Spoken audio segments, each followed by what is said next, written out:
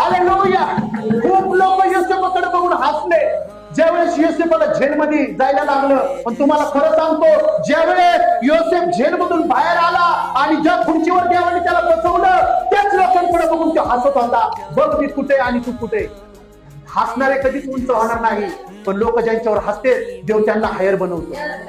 आज तुमच्यावर जर कोण हसत असेल तर तुम्हाला देव हायर बनवतो. आणि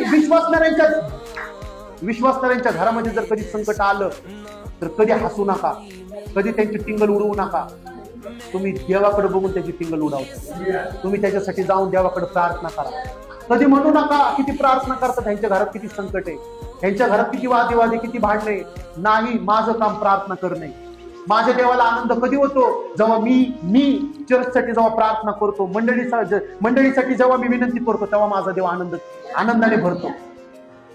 हालेलुया. समजते तुम्हाला, मी पूर्वी स्वार्थी होतो, मी माझ्या एकट्यासाठी मागायचो. पण आता माझा देवाला आनंद कधी होतो, मी आता सर्वांसाठी मागतो. भारत देशासाठी मागतो, महाराष्ट्रासाठी मागतो, पुणे शहरासाठी मागतो.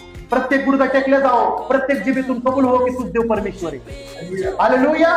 Praise the Lord.